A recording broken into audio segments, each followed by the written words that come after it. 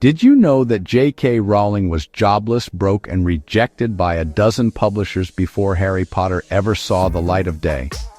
It's almost impossible to imagine now with her books on shelves all over the world. But her journey started in a place of deep uncertainty and struggle. She was facing not just professional rejection, but personal hardship too. Her life was at a crossroads, and the odds were stacked against her. Imagine having an idea you believe in so deeply, but the world keeps telling you, no, not good enough. That was Rowling's reality. Every time she sent out her manuscript, she was met with another no, another closed door. It's the kind of rejection that can make even the most passionate person question themselves. But Rowling held on to her vision, even when it felt like no one else could see it. She spoke about this at her Harvard commencement address, and let me tell you, it's not just a story about wizards and magic. It's a story about pushing through doubt, your own and everyone else's. Rowling's speech wasn't just for aspiring writers, it was for anyone who's ever felt like giving up. She reminded us that the path to success is rarely straight or easy. Rowling said she was as poor as it is possible to be in modern Britain without being homeless. She lived in a tiny apartment, struggling to pay bills, sometimes unsure where her next meal would come from.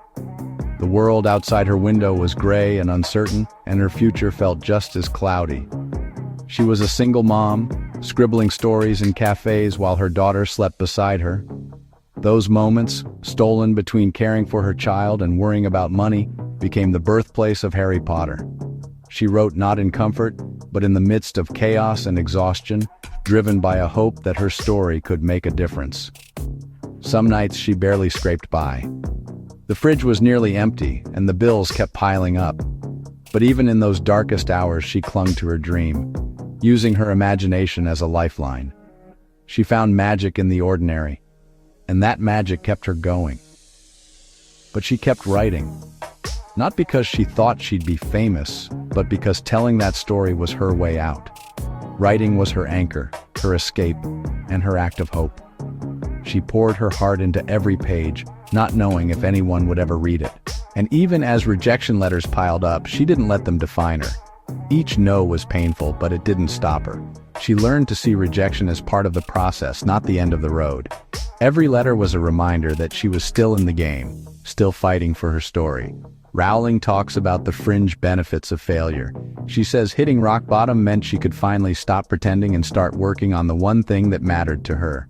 Failure stripped away everything unimportant, leaving her with a clear sense of purpose. It was in that clarity that she found the courage to keep going. What's wild is, the world almost never got to read Harry Potter. If she'd listened to her doubts or to the publishers saying no, she'd never have changed millions of lives, including her own.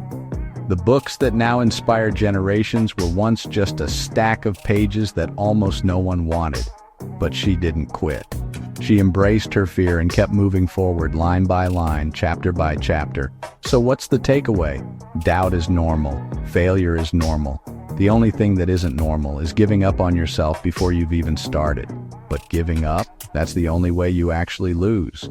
Every setback is a lesson. Every failure a stepping stone. The real magic happens when you refuse to let setbacks stop you, when you get up one more time than you fall.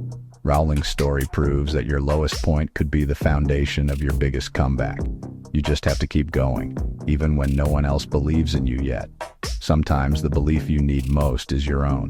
Remember, every journey worth taking is filled with obstacles. The people who succeed aren't the ones who never fail. They're the ones who keep showing up day after day, no matter how hard it gets. If you're feeling stuck, remember, every great story starts with a little bit of struggle. The blank page is just the beginning, not the end. And who knows, maybe your story is the one the world's waiting to hear next. The only way to find out is to keep writing, keep dreaming, and never let doubt have the final word. If you found this inspiring, hit that subscribe button and stick around for more stories that'll move you to chase your dreams. Your next chapter could be just one decision away.